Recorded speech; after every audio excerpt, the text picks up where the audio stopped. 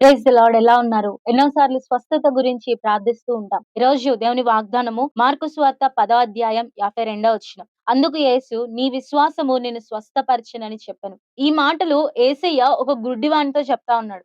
యేసయ్య ఒక మార్గం గుండా వెళ్తూ ఉన్నప్పుడు అక్కడ ఒక గుడ్డివాడు కూర్చొనున్నాడు. దేవుణ్ణి చూసి కేకలు వేస్తా ఉన్నాడు. యేసయ్యని చూసి కేకలు వేస్తున్నాడు.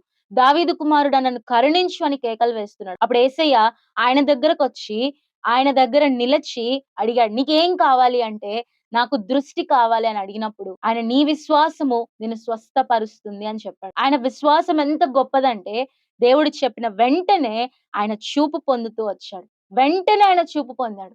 చాలా సార్లు మనము మన జీవితంలో కోల్పోయేది విశ్వాసం. దేవుడు స్వస్థపరుస్తాడు. కానీ, దేవునికి విశ్వాసం కావాలి. ఎన్నో సార్లు మనం విశ్వాసులమని చెప్పుకుంటాం కానీ, మనకు విశ్వాసం ఉండదు కదా! బిలీవర్స్ అని చెప్పుకుంటాం కానీ, మనం దేవుని బిలీవ్ చేయం. ఇది చేస్తాడా దేవుడు నా జీవితంలో? ఇది సాధ్యపడుతుందా?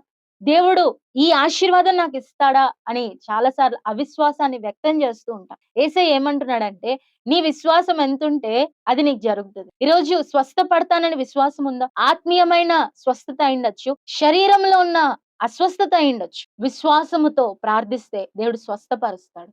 విశ్వాసముతో ప్రార్థిస్తే దేవుడు చేయని కార్యం ఏది గూడా లేదు.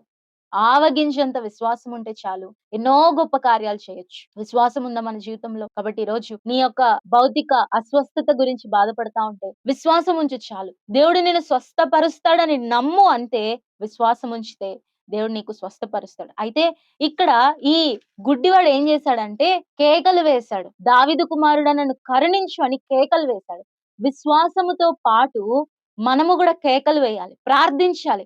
కష్టం వచ్చినప్పుడు, ఒక అనారోగ్యం మన జీవితంలో వచ్చినప్పుడు, నాకే ఎందుకొచ్చింది ఈ అస్వస్థత అని మనము బాధపడుతూ ఉంటాం. కానీ కేకలు వేయాలి. ప్రార్థించాలి. దేవుణ్ణి అడగాలి. పక్కన మనుషులు ఎందుకు అరుస్తున్నావు? ఊరుకుండు అని చెప్తే ఇంకా గట్టిగా అరిచాడు ఈ గుడ్డివాడు. మనము కూడా విశ్వాసంతో పాటు మనము స్వస్థత పొందుకునే అంత వరకు కూడా కేకలు వేయాలి. మనం స్వస్థత పొందుకునే అంత వరకు కూడా ప్రార్థించాలి. దేవుణ్ణి అడగాలి. ఆయన చిత్తం అయితే ఆయన స్వస్థపరుస్తాడు. అపోస్తలుడైన పౌలుకు గూడా దేవుడు స్వస్థపరచమన్నప్పుడు దేవుడు ఏమంటాడు? నా కృప నీకు చాలును. కొన్ని సందర్భాలు అలాంటివుంటాయి. కానీ నీ జీవితంలో ఉన్న ప్రతి కష్టము, మీ కుటుంబంలో ఉన్న ప్రతి అస్వస్థత, ఏ అనారోగ్యం అయితే పీడిస్తా ఉందో కుటుంబాన్ని, దాన్ని విశ్వాసముతో జయించగలం. ప్రార్థనతో కూడా జయించగలం. ప్రార్థిస్తున్నామా? సమస్య వచ్చినప్పుడు వెంటనే మనము బాధపడకుండా ప్రార్థిస్తే, విశ్వాసముతో కేకలు వేస్తే, విశ్వాసముతో ఆయనని అడిగితే ఆయన స్వస్థపరిచే దేవుడుగా ఉన్నాడు. ఈరోజు మీ విశ్వాసమే మిమ్మల్ని స్వస్థపరచబోతుంది. ఆయన రాకడ కొరకై సిద్ధపడదాం. Praise the lord.